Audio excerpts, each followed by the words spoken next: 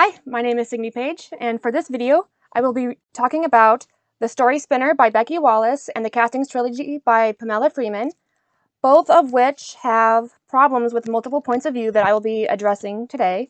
And I will start with The Storyspinner. So the problem with The Storyspinner lies in the fact that it has too many points of view from the start.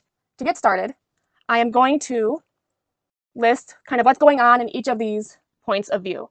So in this one, we're essentially getting Johanna's life before what it'll be here. So like she's kind of working for the circus kind of thing. Something terrible happens, someone dies, and then we switch to Jacare's point of view, where there's this magical device, like mirror thing, that kind of is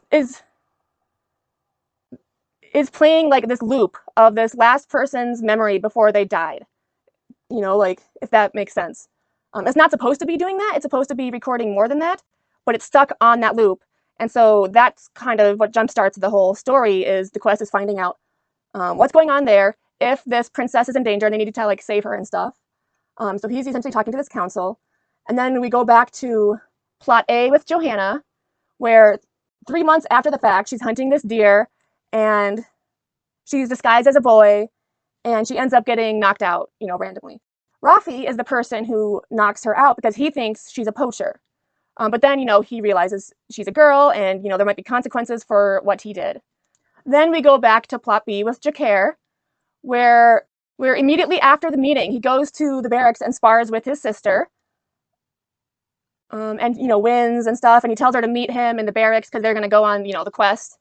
And then we get Pyrrha's point of view of the meeting. And she'll be introducing this character down here and how, like, she doesn't like him because of something that went down in their past. And then we go back to Johanna and Rafi. She is unconscious, but she wakes up and listens into him talking to his mother about what happened, and then reveals she's awake and says that she wasn't actually poaching. She shot the deer, like, outside of, like, their land, but it went into their land and she was just following it so she can claim the kill once it, like, dies out. And then we get to Rafi's point of view, where he goes out to kind of see if she was telling the truth, and he finds out she is, and I have to look at my notes, I'm sorry. His friend Dom down here is going to be joining him on that quest, and then it mentions the punishment he will have to receive for the mistake he made of attacking before asking questions first. Then we go back to Jacare and Liao, again on their quest, doing quest stuff. And then Johanna and Dom. Ultimately, you can see why, what's the problem. So now I am going to write the solution. Okay, so we're going to try following a structure like this. Plot A, character A, which leads directly into plot A, character B. And then we'll switch, after we have a solid arc of what's going on here, to plot B, and then get their kind of thing. So what this is, plot A, character A is combining these two points of view into one here, either presenting her past as flashbacks or having them back to back, and then not do Jacare's right now, so we'll go to Rafi and his 2 points of view and mix Johanna's in there. So instead of her point of view of the discussion she's going to have with his mother and Rafi, it'll be from him. There is some stuff that I really like that would have to get cut, but we could find a way to keep that. It won't be at, the same, but there could be a way we could keep what's going on in there. So then we would go to plot B, character A, and combine these 2 points of views, and then use Pyrrha's point of view for these 2 things, because here is where they're meeting to these people, him and this other guy, and then discussing the quest. So we can just keep it both in Pyrrha's point of view. Ultimately, I would cut this point of view out, as well as Dom's, because, like I said, they don't have very many points of view throughout the whole thing. Dom only seems to have 1 or 2, and Liao has 2 or 3 throughout the whole story. And ultimately, there would be ways to include that into these main 4 characters. I didn't get far after that. I did get a little farther, but essentially this is the structure I'll be following, and I'd be restructuring the whole story to fit with this structure of having these mini arcs that kind of complete before going on. So it's a very simple solution, and it's mostly just restructuring the story. And while there's a lot of other problems I have with this story, this would have improved it greatly, and I probably would have continued reading further than I did. So one thing I do want to say before I move on is with stuff like this, where you're putting these characters' point of view, don't really add a whole lot to the story except for like their point of view. If you cut it and you can't really fit it in, publishing an anthology of like short stories within your universe is a viable way to keep them if you are too afraid of losing them because you like what they show. If somebody likes your work enough and they know you have this anthology of short stories, they will read them. So that's all I have for the Storyspinner. So with the Castings trilogy, some of the advice will be similar or the same, but there's also other problems this one gets into that we'll be addressing. And this author is trying something unique that I think is worth being pursued, that I would make a pillar of what this story is and what I would have to work around as a developmental editor. So what she's doing is essentially including points of view of minor characters that the main characters' lives touch. So as they're going on their journeys, she'll have like a snippet of this character's point of view, of kind of essentially, it's a mixed bag. We'll get there. But it's a book about how a land was invaded and several hundred years ago, and so like the initial residents are kind of the minority now. And then the invaders are, you know, like the big people that are running the whole show. And Saker is a guy who's trying to reclaim his land by reclaiming the dead. And so I'm assuming what's going to be happening is, you know, all of these, again, I didn't finish it, all of these minor points of view will become important later. Because again, it's, you know, tying bonds. Either they might die or they might provide help somehow in the future. You know, there might be callbacks to this character's point of view. So we're going to be keeping all of those points of view, but you'll also see that, you'll see what you're talking about. I don't know how to explain it without showing you first. So essentially what's going on here is Stonecaster is doing a reading for Saker, and she foretells death, revenge, rejoicing, and, you know, all that fun jazz. And Saker is kind of reflecting on that immediately after, you know, the transition, and then he raises his father from the dead. So like already that's a strong opening. I'm interested in the story, and they did it in only 3 pages, which is good. But then we get to Bramble and Udal. So with Bramble, the main points that are really important to the story are she kills a guy, she takes his horse, she bonds with the horse, and then at the very end it says that the person she killed is going to quicken, and it's her job to kind of resolve his death so that he can be kind of laid to rest. However, also at the very end, she mentions this Udal character whose opinion we get next, point of view we get next, and what I don't like about this is it's kind of a lackluster tie-in.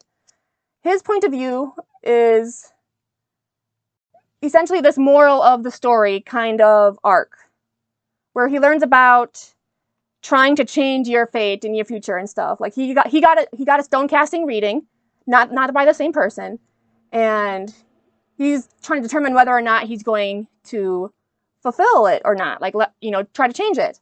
I'm not going to tell you, you know, what happens, but it does come to play later.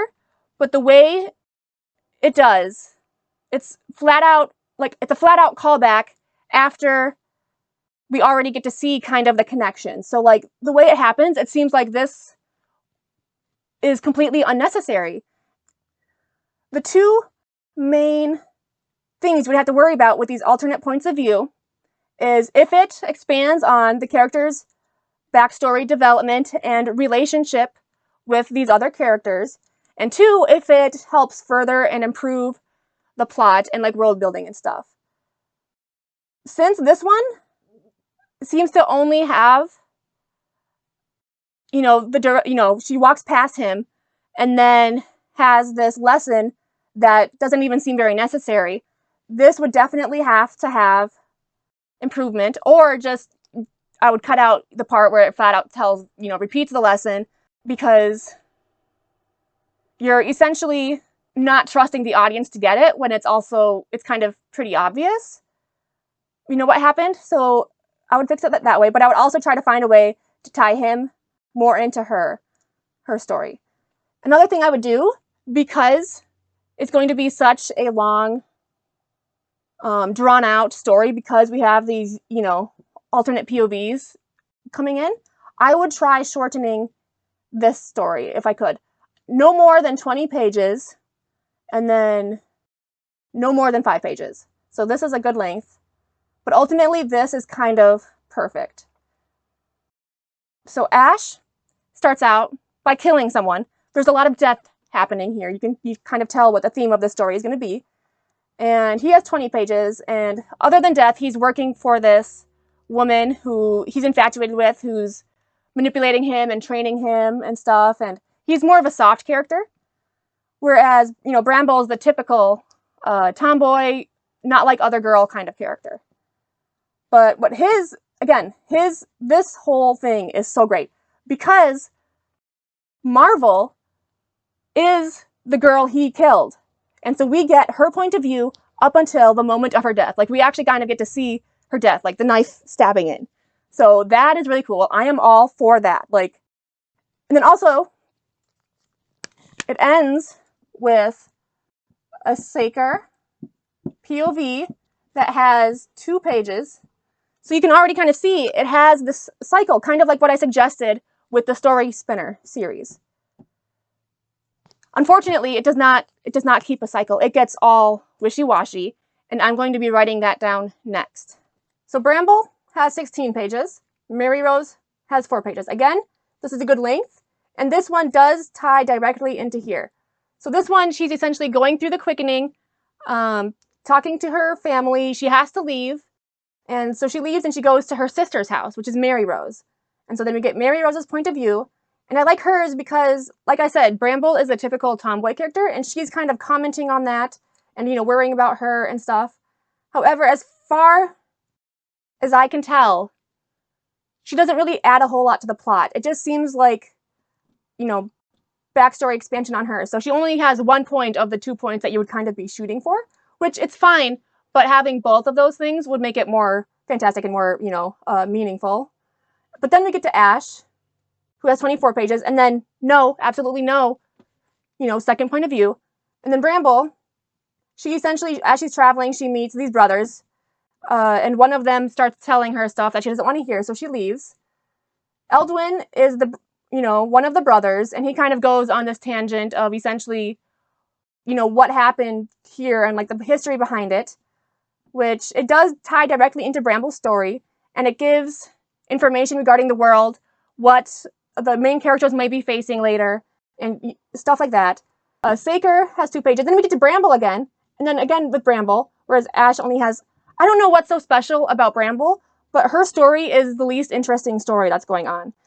Ash has a very much more interesting story, which is another thing you will come across with multiple points of view, is you may focus too much on the person that, people don't really want to read about. Because with her story, from here, and at least one more after it, it's all about, this one kind of isn't, but it's showcasing her relationship with her horse. And it's just, nothing is really going on except for her bonding with her horse. So, it's boring. Whereas he's going through like this whole existential dilemma.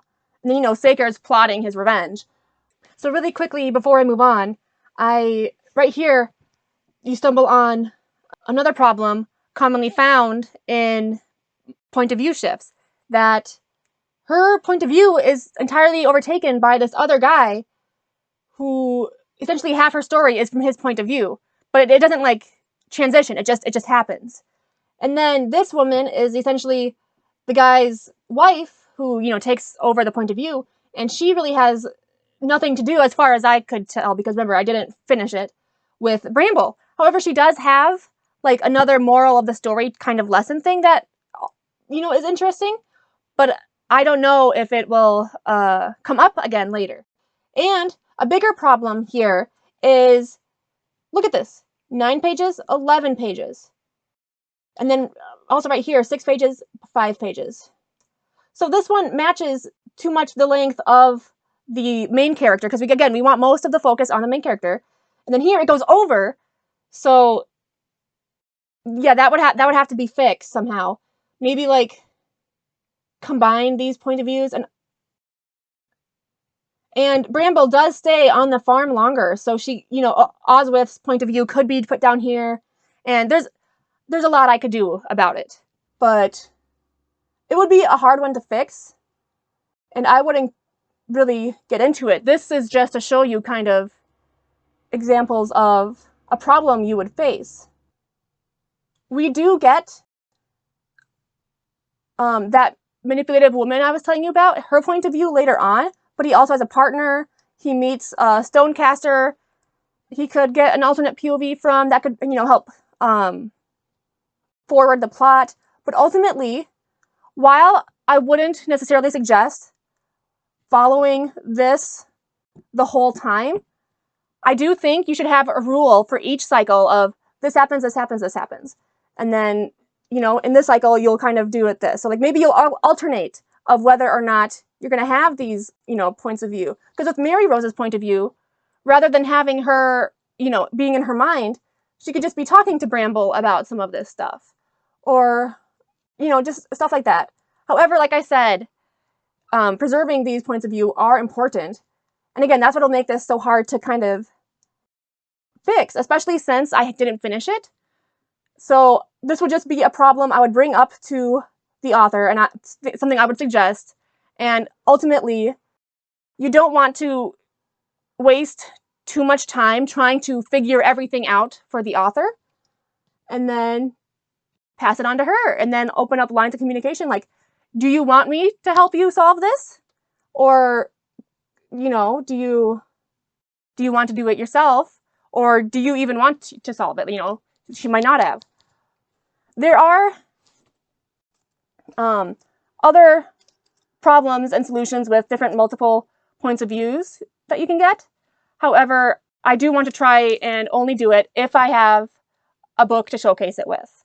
So those will have to be in another video once I have examples for you. That is all I have for you today. So see you guys next time.